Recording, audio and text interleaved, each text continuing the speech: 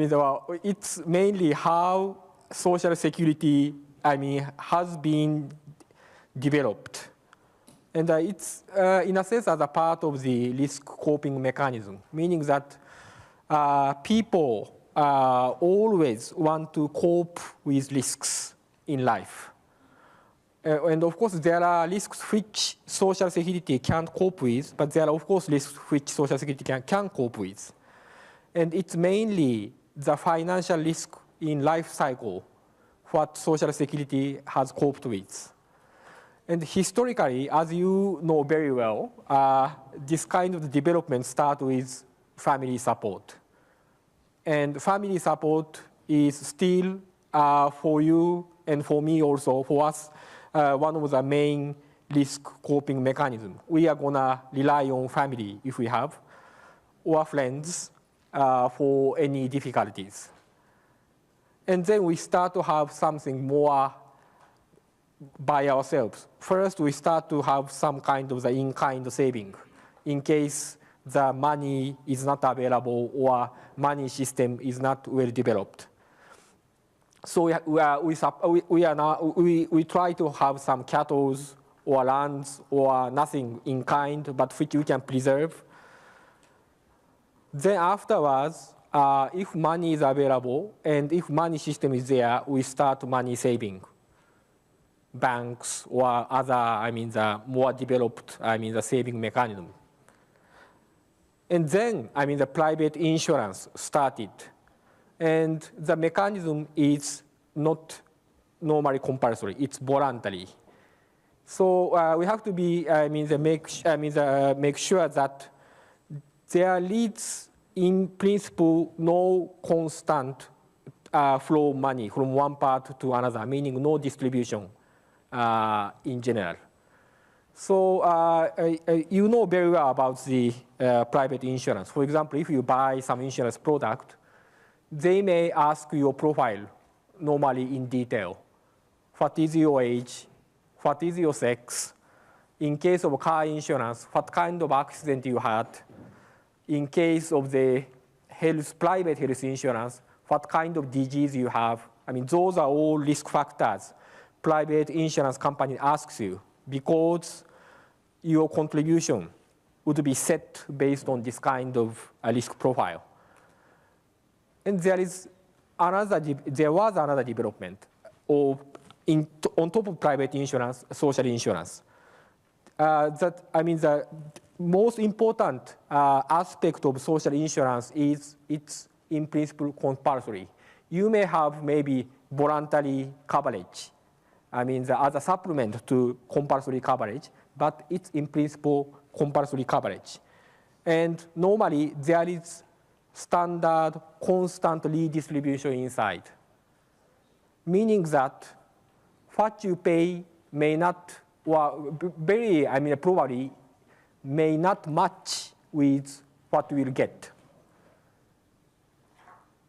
Normally, the worse of people, poorer people get more than they pay, while maybe better segment of the population, rich people, don't get exactly what they paid. So in a sense, social insurance constantly redistribute wealth from one part, better off, to the other side, worse off. In terms of course, money, but not only in terms of money. For example, from the healthier to not healthy ones. So in a sense, of course, there are winners and losers very clearly, and we can even predict that. So if we don't make the system compulsory, maybe there are so many people want to avoid. Normally, rich segment of the population wants to buy, doesn't want to buy any type of social insurance because they know they are for sure losers. And on top of this kind of insurance mechanism, of course, the social security as a whole package includes not only insurance mechanism, but also the tax-financed mechanisms. So these social insurance and also tax-financed non-contributory system combined are normally called social security, or in a broader term, social protection.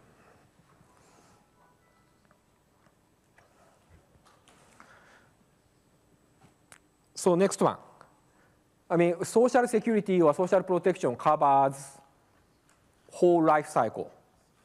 And now we are talking about pensions, mainly old age security, old age income security. And we'd like to be rather visit why this is, I mean, counted as one of the most important contingencies. Of course, health is very important, but there could be other benefits for kids, for other benefits for the disabled. There are so many, but why old age per se is counted as one of the contingencies? So reason, is very simple. But I'm not really quite sure, that we revisit, because you are supposed to be, most of you are supposed to be experts on these issues, and you don't think about it. You take old age as a matter of fact of contingency. But reasoning is like this. Normally, in old age, okay, it's not uniform. It's very important. It's not uniform, but in general, on average, you would expect your physical, psychological, mental strength somewhat deteriorates. The degree how much it deteriorates depends on people. So you may be very healthy at age 80, but you may be very sick at age 50. So it's a bit difficult if you take into account the individual situations, but still on average, these deteriorates. This implies first, you have less capacity to work. And as a consequence, you have fewer number of works, and you would be very probably unemployed, even if you are healthy, because you are now 65 years old or 70 years old, you may not have work. So, the probable consequence is unemployment, even if you are healthy or you are fit. And another one is you would be deemed as half or more disabled. I don't necessarily want to use these words, but conceptually, not all, but quite many people are somewhat disabled, especially in old age. Somewhat, partially, maybe partially, not totally, but partially. So if we start to take into account all this kind of the individual situation, it's quite difficult. Some are healthy, quite many are maybe not so healthy, or their health condition deteriorates. Some are lucky enough to find work, but some are, or let's say more people are just they're idle because they can't find work. So old age, normally pensions provide automatical coverage by the criteria of age, rather than examining each case is like unemployment, or healthy, or fit to work, and so on. So in a sense, old age, security covers people who may not need them. But from the point of administrative simplicity, the contingency is counted like this. And this is, say, just how countries are situated. Okay, well, this graph shows this horizontal is, old age pension recipient to the populations. So the percentage of old age pension recipients to old age populations. So let's see, so right-hand side, you can see quite many Western European countries or OECD countries, meaning that around 80%, 100% of the coverage compared to whole old age populations. While, if you are going to see, let's say rather lower coverage, you may see quite a lot of countries of Africa on the above side of this graph. Okay, the vertical, this dimension is labor force participation rate of the population over 65 years old. So in a sense, I mean, people in Africa, it's a matter, I mean, this is just a common sense. You don't have pensions, most of you, so you have to work. Labor force participation rate for elderly people is very high in Africa, and I mean, not many people are pensioners. And for OECD countries, I mean, well, let's say labor force participation rate for old age workers are very low, like 20%, 10%, even 5%. And many are just pensioners. And in the middle, it could be, let's say, Latin America, these blue ones, or Asia, green ones. So, well, of course, I mean, well, this is not necessarily uniformly on some line, but you can see easily the tendency. And this is not very surprising. People are maybe forced to work, or people work because they have no pensions. People have pensions, say they don't work. Okay, it's not very clear which is the consequence. This is, I mean, the egg and chicken problem. But if people have pensions, normally they don't work. If people don't have pensions, they work. So there is very clear correlations whether pension is provided or not, and whether old people tend to work or not. And I mean, this graph shows old age pensioners as proportion of the elderly. It is this, let's say, the vertical line. And for the horizontal line, it's a national income per capita.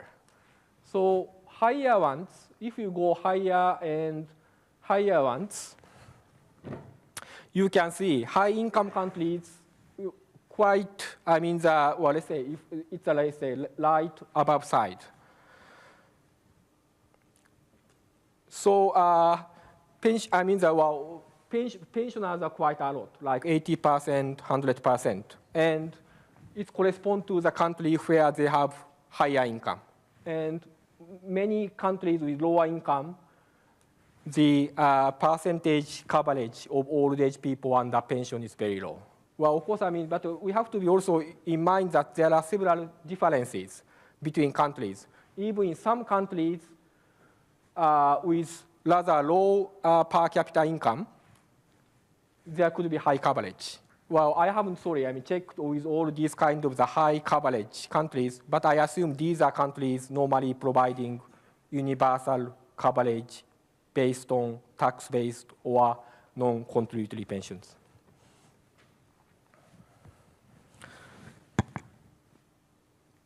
The next one, roles of Social Security for the elderly. There are mainly two roles of pensions. And first is basic income security for the elderly, which means to provide at least basic means of living to residents.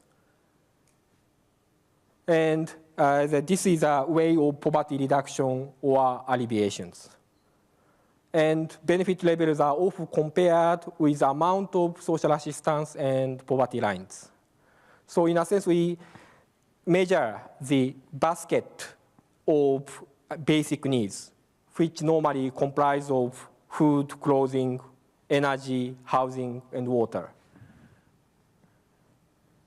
But I mean, there is another, I mean, the role of normal Social Security pensions, which is partial income replacement for maybe wage earners only, not for all residents or for elderly, for wage earners only. And in a sense, I mean, the role for this kind of the partial income replacement is smoothing transitions before and after retirement by providing a partial income replacement for retirement lives of income earners and their families. So the role is a bit different. First is very basic role of poverty alleviation, but second one is more of the smoothing your finance throughout the life.